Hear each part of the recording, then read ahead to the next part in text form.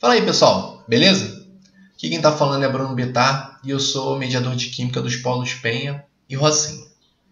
Bom, vocês já começaram a estudar a Química Orgânica, que é basicamente a química que estuda o carbono. E na aula passada vocês viram os hidrocarbonetos, que são substâncias orgânicas que possuem hidrogênio e carbono. Então, dando continuidade a esse trabalho, nós vamos falar aqui hoje das principais substâncias das demais funções orgânicas. Então, vamos lá. Antes de começar, eu queria relembrar aqui com vocês como é que a gente dá um nome para esses hidrocarbonetos.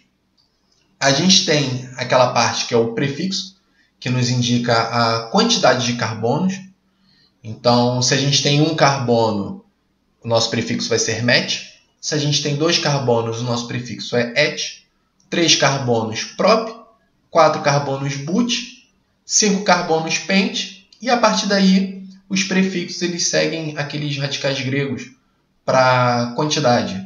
6 é hex, 7 é hept, 8 é oct e assim por diante. Nós temos também o infixo, que é aquela parte que vem no meio da nomenclatura, que ela nos indica qual é o tipo de ligação que é feita entre os carbonos. Se só tem ligação simples entre os carbonos, o nosso infixo vai ser an. Se existe alguma ligação dupla, o infixo vai ser en. E se existe alguma ligação tripla, o infixo vai ser in. A gente viu também que quando a gente fala de hidrocarbonetos, o sufixo, que é aquela parte que vem no final, ele é o O. E quando a gente está falando dos radicais, esse sufixo vira o IL. Então, continuando aqui. Falar primeiro das funções oxigenadas, que são aquelas que têm oxigênio. A primeira função aqui é o álcool. O álcool ele é uma substância que tem essa cara aí, R ligado a OH, onde R é a cadeia carbônica insaturada.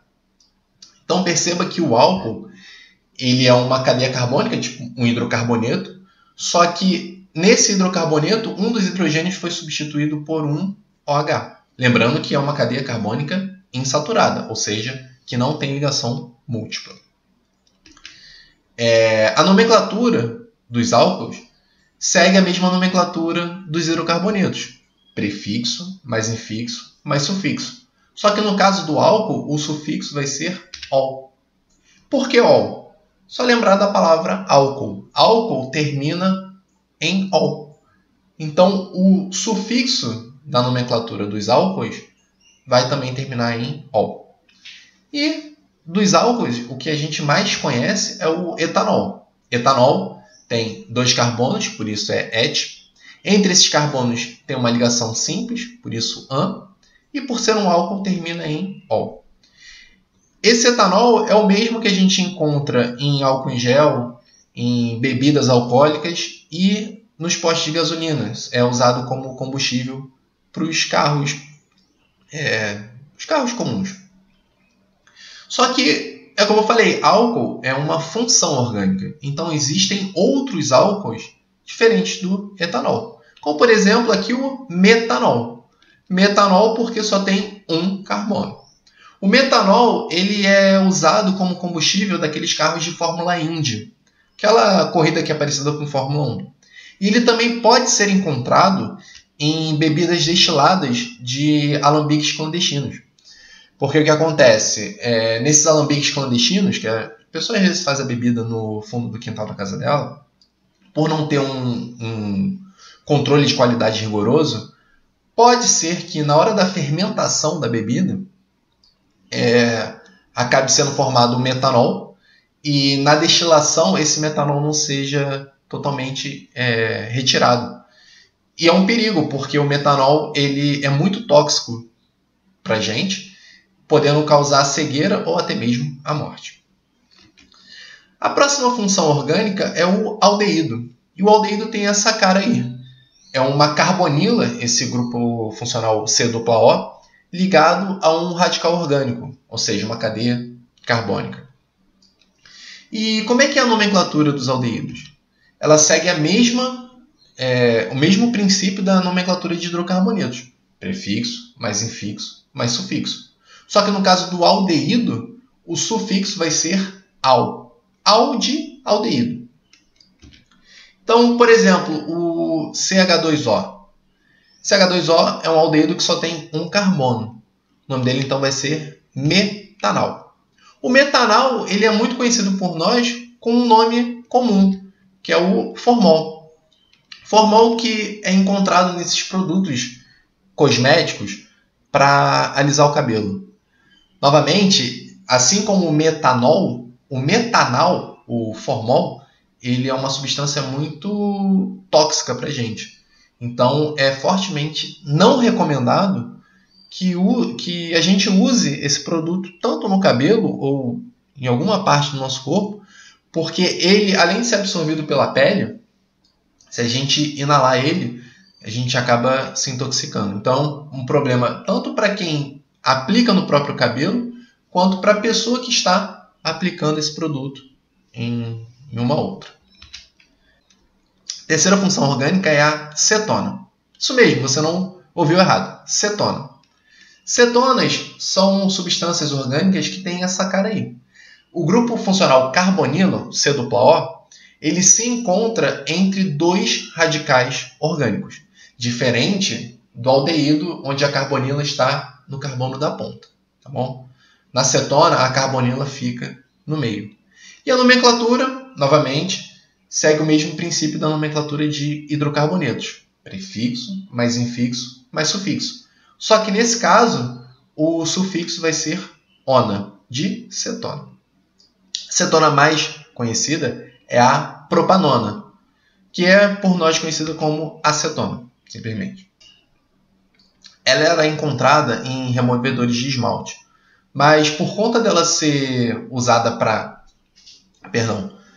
fabricação de drogas, ela foi retirada do mercado. Então, hoje em dia, a gente quase não encontra removedor de esmalte à base de acetona. Quando tem, é uma solução muito diluída e misturada com outras substâncias. Temos agora o ácido carboxílico.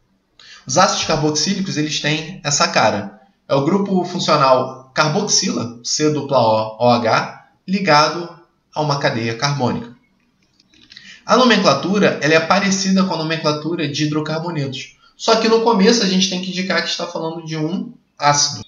Então fica ácido, prefixo, mais infixo, mais sufixo. E nesse caso o sufixo vai ser óico, de ácido carboxílico. Esse íco entra ali no final como o óico. Tá? O ácido carboxílico mais conhecido é o ácido etanóico, ou seja, é o ácido que tem 2 carbonos. Só que a gente conhece ele como o ácido acético. Ácido acético é o mesmo que é encontrado no vinagre. Um outro exemplo de ácido carboxílico é o ácido metanóico, também conhecido como ácido fórmico. O ácido fórmico ele leva esse nome porque é o ácido expelido nas picadas das formigas. Então, ácido fórmico, ácido das formigas. A próxima função orgânica que a gente vai ver é o éster. E o éster tem essa cara aí. Ele tem o grupo funcional carboxilato, o C-O-O, ligado a 2 radicais orgânicos. E se você reparar, o éster ele é muito parecido com o ácido carboxílico. E não à toa, porque ele vem de uma reação de um ácido carboxílico com um álcool. Então, quando a gente for dar o nome de um éster, a gente vai ter que lembrar do nome do ácido carboxílico que originou esse éster e também do álcool que originou esse éster. Então, o nome do éster vai ser prefixo mais infixo mais oato, da parte que veio do ácido carboxílico, e prefixo mais a, da parte que veio do álcool.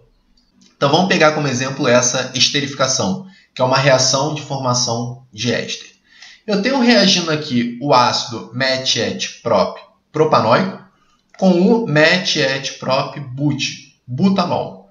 Qual é o éster que se origina da reação do ácido propanóico com o butanol? O nome desse éster vai ser propanoato de butilo, porque o ácido é o ácido propanóico e o álcool é o butanol. Então, propanoato de butilo. E os ésteres eles são usados como aromatizantes artificiais, tanto de produtos alimentícios como também de removedores de esmalte. Não sei se alguém aí, quando estava usando o removedor de esmalte, acabou sentindo aquele cheirinho de banana. Então, esse cheirinho de banana que alguns removedores têm é proveniente de um éster. A próxima função é o éter. E o éter ele tem essa cara aí. O oxigênio, como grupo funcional, ele entra como um heteroátomo, ou seja, ele está ligado a dois radicais carbônicos. E a nomenclatura dos éteres é um pouco diferente da nomenclatura dos hidrocarbonetos, por exemplo. A gente tem o prefixo do menor radical, mais ox, para indicar que tem esse oxigênio no meio da cadeia, mais o prefixo do maior radical, o infixo, que vai indicar o tipo de ligação, e o sufixo o. O éter mais famoso é o etoxetano, só que a gente conhece ele pelo nome de éter hospitalar. Ele tem esse nome porque antigamente ele era usado como anestésico em procedimentos hospitalares. A próxima função oxigenada é o fenol. E os fenóis eles têm essa cara. A hidroxila, ou esse OH, ela está ligada diretamente a um anel aromático. E o que é um anel aromático? É uma cadeia carbônica cíclica de 6 carbonos, onde as ligações duplas e simples elas estão alternadas. Então, fenol é toda substância que tem um OH ligado a esse anel aromático. A nomenclatura dos fenóis ela é dada por hidroxi mais o nome do anel aromático. E o fenol mais famoso é o hidroxibenzeno, também conhecido como fenol. E ele é utilizado na fabricação de tintas e corantes. Nós vamos falar agora das funções orgânicas nitrogenadas, ou seja, aquelas que possuem nitrogênio. A primeira delas é a amina. A amina nada mais é do que uma amônia, cujos hidrogênios podem ser substituídos por 1, 2 ou até 3 radicais orgânicos. A nomenclatura das aminas ela é parecida com a nomenclatura dos hidrocarbonetos. É prefixo mais il mais o sufixo, onde o sufixo é amina. A amina que a gente mais tem contato no dia a dia é a trimetilamina. Ela é responsável pelo cheiro de peixe que fica nas nossas mãos quando nós cozinhamos um. A próxima função nitrogenada é a amida. As amidas elas têm essa cara. Um nitrogênio ligado diretamente a uma carbonila, ou seja, diretamente a um C dupla O. E esses hidrogênios eles podem ser substituídos por radicais orgânicos. A nomenclatura das amidas ela segue o mesmo princípio da nomenclatura dos hidrocarbonetos. Prefixo, mais infixo, mais sufixo. Só que nesse caso o sufixo vai ser amida. Então vamos pegar como exemplo essa substância. Ela tem 3 carbonos, então o prefixo dela vai ser prop. Só tem ligações simples entre os carbonos, então o infixo vai ser an. E é uma amida, então o nome dela vai ser propanamida. E no nosso dia a dia a gente tem contato com as amidas. Por exemplo, vocês já ouviram falar daqueles tecidos de poliamida? A poliamida é um polímero de amida. Polímero é uma substância orgânica de cadeia muito longa que tem pedaços que se repetem. Do grego, poli é muitos e mero é pedaços. No caso da poliamida, esses pedaços que se repetem são unidades de amida. E só para exemplificar, uma poliamida que é muito famosa é o nylon, que é usado para confeccionar calças e shorts daqueles de malhar. Então é isso, gente. Espero que vocês tenham entendido. E, por favor, qualquer dúvida, procurem os mediadores dos seus polos, tá? Até a próxima.